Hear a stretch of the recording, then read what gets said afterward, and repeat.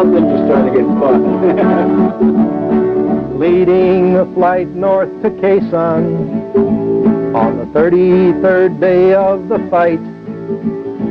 In a red-tailed F4 he called Share Babes. He flew through the dawn's early light.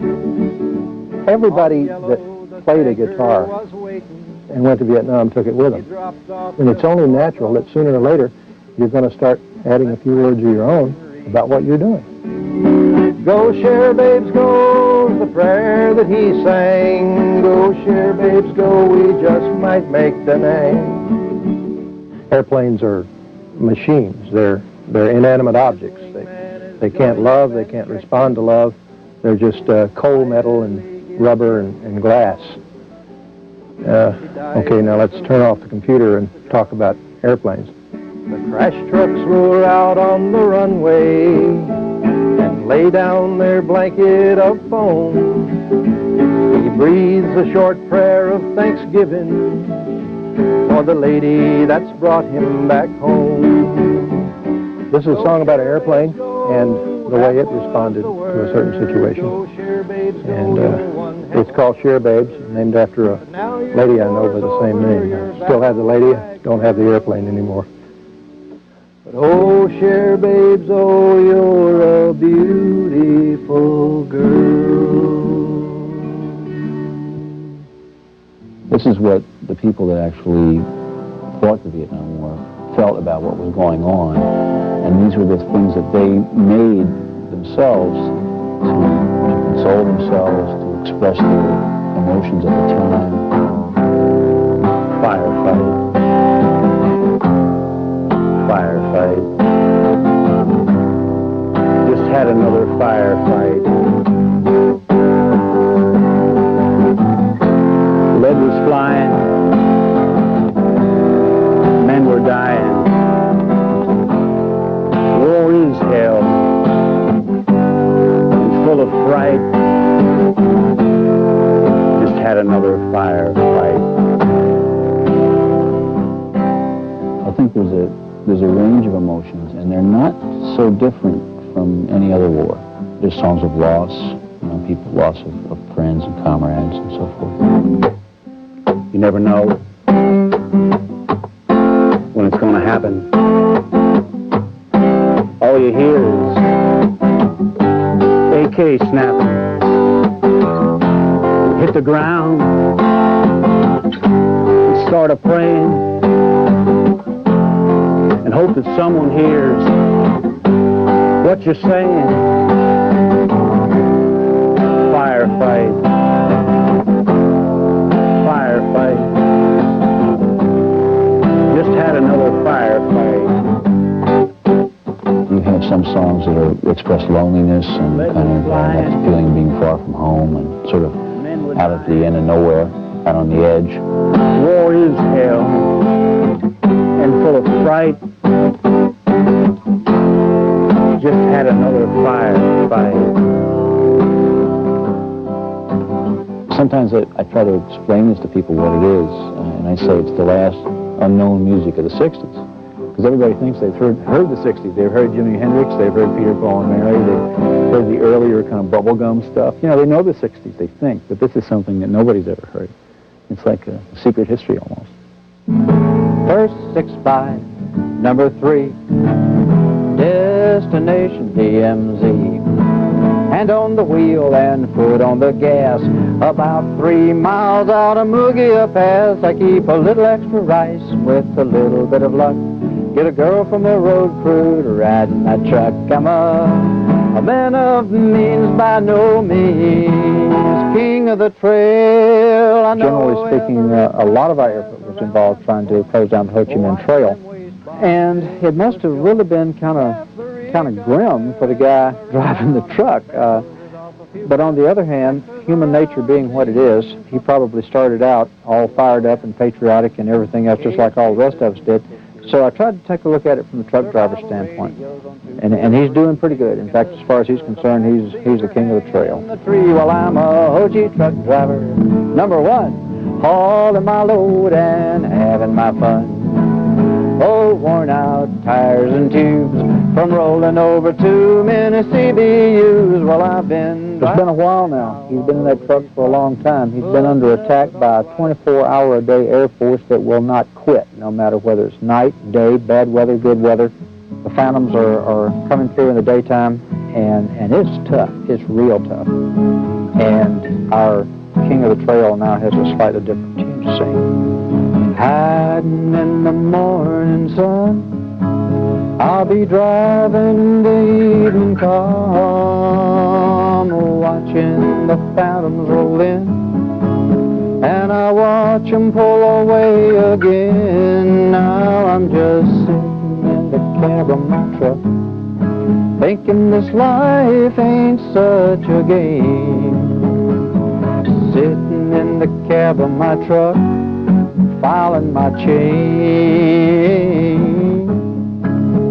The drivers were physically chained to the steering wheel so that their survival was directly tied to that of the truck. They had to keep moving or die. Well, I had something to live for, a people's hero I was gonna be. Now I'm just sitting in the cab of my truck, watching the bombs fall through the rain.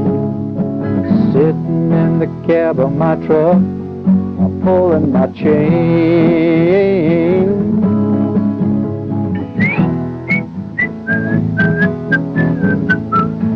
There was a lot of horseplay off duty. Little boy stuff, really. I'm not talking about grown-up men horseplay. I'm talking about real grade school type stuff. People would come out of the party hooch, which was our own squadron bar, and run up and down the hall throwing sandbags in people's beds. You know, you had to let it out somehow. You just went up and you hung your tail on the line and you almost got killed, and maybe your friend did, and you came back and you can't cry, so you act stupid. My description of it was we were a bunch of grown men acting like little boys, so we wouldn't have to think about tomorrow when we were going to have to be men again. Done played around, Vietnam too long. Summer's almost gone, monsoon's coming on. Done played around, Vietnam too long, and I feel like I really want to go home.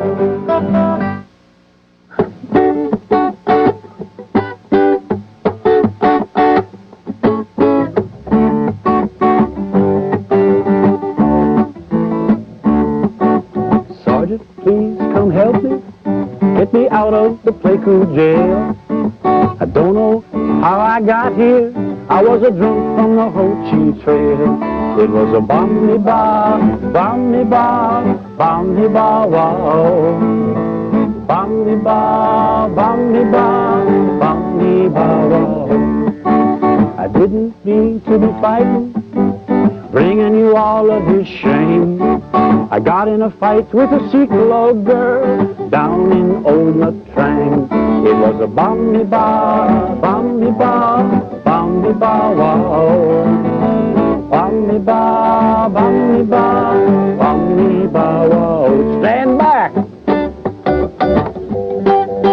There's songs about the kind of escapades, you know, almost like a fraternity row type of quality, kind of whoring and drinking and running around and being obnoxious, you know, type of songs. You know, so you've got a whole bunch of stuff in there.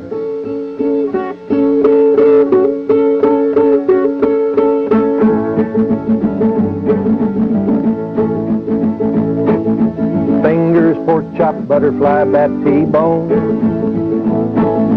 Waters of fire that the devil has claimed for his own. The fish don't bite and the boats don't row, and the gunners are out whenever you go. To fingers, pork chop, butterfly, bat, T-bone. If you cross the DMZ and headed into North Vietnam, the first lake you came on looked sort of like Fingers, and that was Fingers Lake. And you turn east and go out to the beach, and you come across two little lakes, one shaped like a pork chop and one shaped like a T-bone steak. That Fingers, T-bone, butterfly, bat, pork chop. Then you go further up the beach and you hit a lake that looks like a big butterfly. Fingers, T-bone, pork chop, bat, butterfly. Then you turn southwest and head back to the corner of the DMZ, and you come across What I always used to say is the thing that nightmares are made of. It was shaped like a giant bat. This is called the Lakes of Tally-Ho. Pork chop, T-bone, butterfly, bat, and fingers. Precious memory, how it lingers. 5-mile post on the road to hell. All of you will laugh, you'll remember them well. Pork chop, T-bone, butterfly, bat, and fingers. It's rounding things out. The circle's coming around. What you're getting is kind of like a time capsule snapshot of exactly what was happening on a fighter base at that time. Zero changes right here. You know, and I think that the Vietnam War was a trauma for this country in many ways. And there's the same sense of urgency, I think, that people that were involved to replay it and to delve into it and try to figure out really what happened. 6 clicks is a mighty short walk when you march behind a band. 6 clicks can seem like 100 miles when you're walking in Charlie's land. With a pack upon your back, a rifle in your hand, every step you take, death is holding your hand. This is Charlie's land. Gunfire. Missiles going by. Out in the The bush. feeling that you get when you pull off and the facts just jumping up and down over the radio and said you hit it, you hit it, you hit it, get hit. 6 clicks is a mighty short walk when you march behind a band. 6 clicks can seem like 100 miles when you're walking in Charlie's land. Walking in Charlie's land. This is Charlie's land. When you survive this, when the air bursts are gone and you're back out over the water and you know you've lived through another one, and you're out there breathing deep, drinking your water bottle, trying to get the dryness out of your throat, and you still see the anti-aircraft artillery flashing around in your eyes. And I tried to say, what is this feeling? Well, it's not relief, because it's too early to be relieved, and it's not fright, because it's too late to be scared, and it's exhilaration. It's, yeah, I did it again. We feel a bit sorry for folks down below, of destruction that's coming they surely don't know. The thought passes quickly, we know war's on down we scream toward peaceful Chippewa. Unsuspecting peaceful Chippewa. There's a healing and a wholesomeness and a healthy thing that's going on here. I think too many people want to forget it, and I don't think we can let them do that. The eastern skies ablaze with light of dawning, for men who fly and fight another day.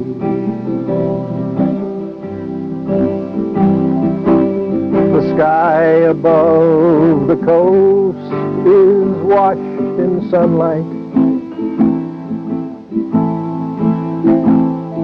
The sea is dark as day breaks on the land. The vast and flooded delta's fertile grandeur reminds us of how small the works of man. From 20,000 feet, the land is peaceful, with a beauty God meant the world to be.